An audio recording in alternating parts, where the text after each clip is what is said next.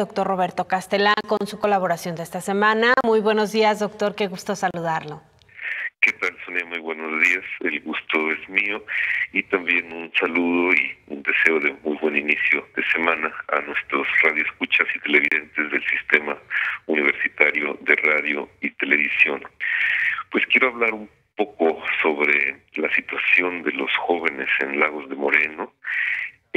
Me hubiera gustado decir que en las primeras semanas de mayo, pues en la primera semana de mayo sucedió algo excepcional, pero no es así, que es el asesinato de varios jóvenes.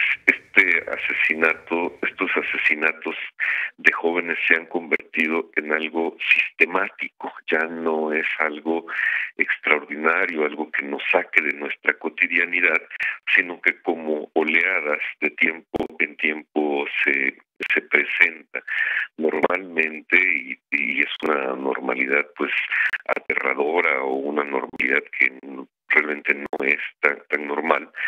Normalmente pues hay un joven, 2 jóvenes asesinados cada semana, pero de repente hay puntos álgidos, hay puntos en donde el número de asesinados se dispara, digamos como sucede también constantemente en la zona metropolitana de Guadalajara, en donde este último sábado hubo 11, pero bueno, insisto, ya es un fenómeno recurrente, casi nos están poniendo en una normalidad en donde el número de jóvenes asesinados crece a más de 5, o sea, si antes era por semana, insisto, 1 o 2, ahora este número está constantemente creciendo. Hago este énfasis del crecimiento constante, de que ya no son 1 o 2, porque es un indicador, se podría tomar como un indicador muy simple de cómo estamos frente a un fenómeno que, lejos de disminuir a pesar de todo lo que se diga o de todo lo que digan los gobernantes que están haciendo, pues es un fenómeno que está creciendo. Lo repito, constantemente hay un crecimiento en estos números. Hay otro elemento, al menos en Lagos de Moreno, son jóvenes entre edades de 17 a 24 años, y yo aquí haría énfasis también, son casi adolescentes. Tengo entendido que la mayoría de los jóvenes asesinados, sus edades están entre 17 y los 19 años. Eso es un punto muy importante por varias razones. Una de ellas es que estamos viendo cómo estas personas están apenas saliendo de la adolescencia, apenas comenzando, digamos, su formación como seres humanos, su vida, su vivencia como seres humanos, inmediatamente esta es cortada de manera drástica por estas muertes ya normalizadas por nosotros. Y quiero hacer énfasis también porque pues los jóvenes tendrían que ser, y estos jóvenes, insisto, sobre las edades 17 a 19 años, esos jóvenes tendrían que ser lo más protegido por una sociedad. La niñez y la juventud tendrían que ser pues lo que una sociedad más valora o más proteja, porque hay que saber también que cuando un joven a los 17 años tiene un tipo de problemas relacionados con el uso de algún tipo de droga, es porque empezó con ella desde los 13 o 14 años. Y también hay que revisar esa estadística, que es muy importante y que en la mayoría de los casos nos lleva a esta consecuencia que estamos mencionando. El uso y el consumo de drogas en México y en Jalisco también, contrariamente al número de muertes, está bajando. No me animaría a decir que es proporcional, pero ahora los jóvenes están en entrando a las drogas, inclusive desde los 10 años. O sea, son niños que ya están siendo inducidos al camino de las drogas. Las características de estos jóvenes son también muy diversas. Digamos que hay de todo, de condiciones socioeconómicas muy variables. Hay jovencitos que provienen de familias, lo que la gente llama, no sé por qué el término, pero lo que la gente llama muy bien integrada, con mamá, papá, hermanos que estudian, todo eso. También de madres solteras, de padres solteros, de jóvenes que no tienen una familia a quien recurrir. O sea, el espectro en ese sentido es muy amplio. Sus características económicas y culturales también son, como ya lo decía, muy variables. Y una característica que tienen es que son adictos, consumen algún tipo de droga, insisto. La droga que se puso de moda malamente en todo México es el cristal, y es una droga, la verdad, muy destructiva, y que se tendría que hacer algo. ¿Por qué los matan? Yo he estado pensando muchísimo por qué los matan.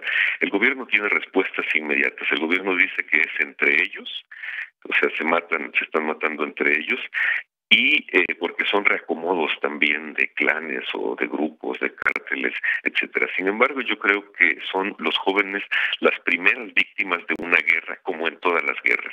En este caso, yo he insistido en el término guerra civil molecular. En todas las guerras, los jóvenes son los primeros que van al frente de batalla, mientras los adultos nos quedamos detrás a verlos cómo se destruyen, como dice el gobierno, entre ellos.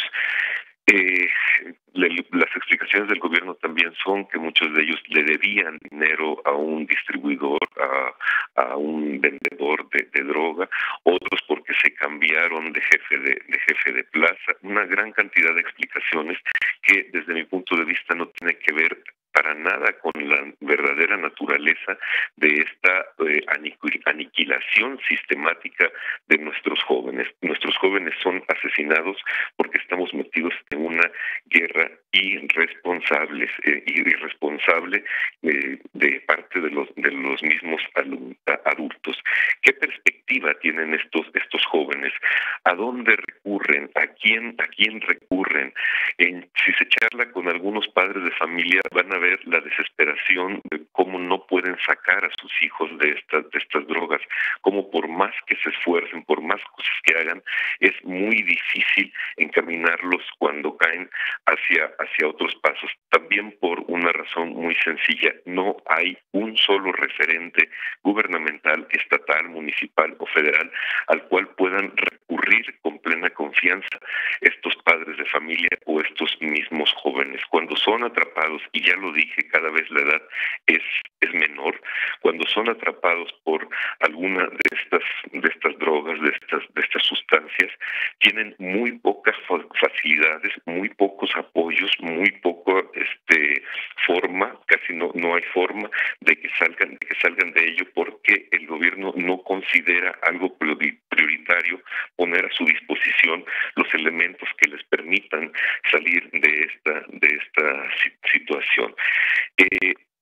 Hay otra cosa también: en Lagos de Moreno se incrementaron el número de muertos, pero es la misma situación en otros municipios. Yo he estado hablando, precisamente porque me interesa este problema, con personas que viven en otros municipios, no de los altos de Jalisco, sino del sur de Jalisco, y parece que la historia se calca, parece que es una repetición, y lo más drástico también es que esto ya lo normalizamos, y por otro lado también lo que sucede en lo que llaman provincia jalisciense no tiene un impacto mediático como lo que sucede en Guadalajara. Para el gobierno no pasa nada excepcional, normalizaron el exterminio de los jóvenes, los candidatos están haciendo exactamente lo mismo. Lamentablemente, si seguimos así, seguiremos contando al alza el número de muertes de nuestros jóvenes, que son nuestros vecinos, nuestros alumnos, nuestros familiares. Ese es mi comentario para el día de hoy. Porque además, doctor, ni siquiera hay un diagnóstico de qué es lo que está sucediendo. Esto que usted nos señalaba, pues lo más fácil ha sido criminalizarlos, decir que lo que les ha sucedido tiene que ver porque estaban involucrados en alguna actividad ilícita.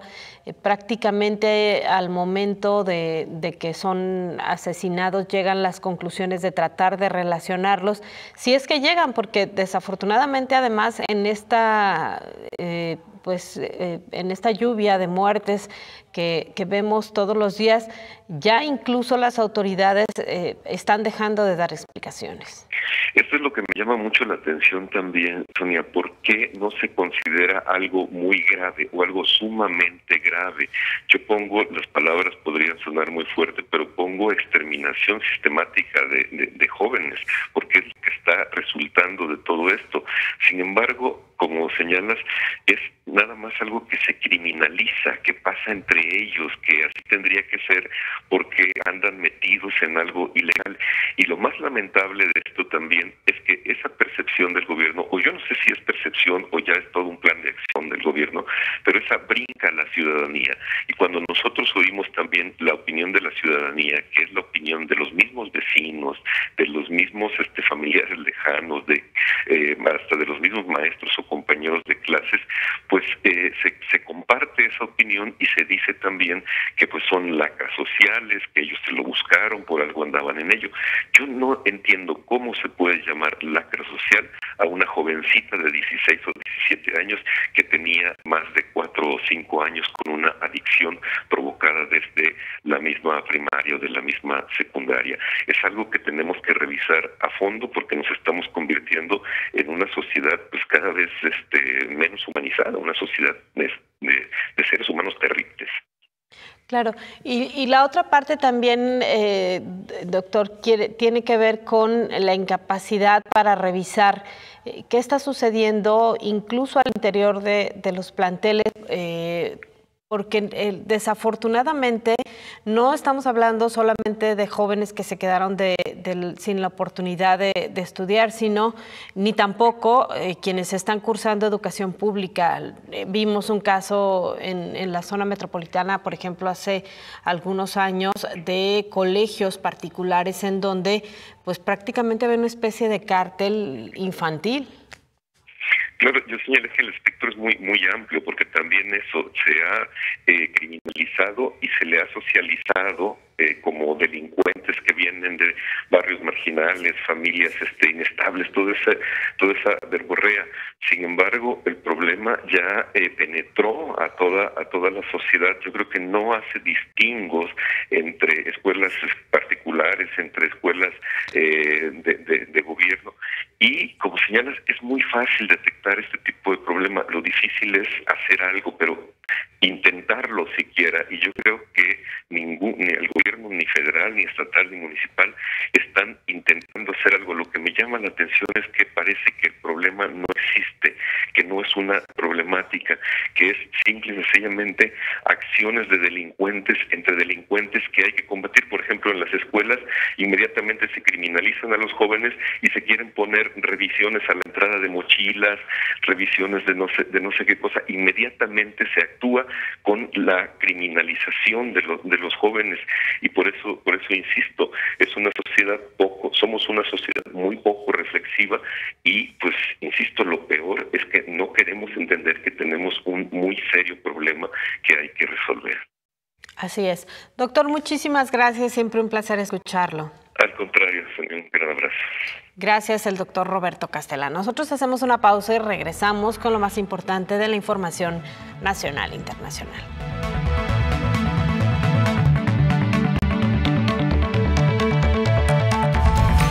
Regresamos con Señal Informativa Emisión Matutina. Esta es una serie que te presenta el apasionante mundo de la ingeniería moderna, desde el esbozo de los proyectos hasta que se hacen realidad. Serás testigo de cómo la tecnología, en su rápido y constante proceso de modernización, tiene la gran capacidad de cambiar nuestro entorno en instantes.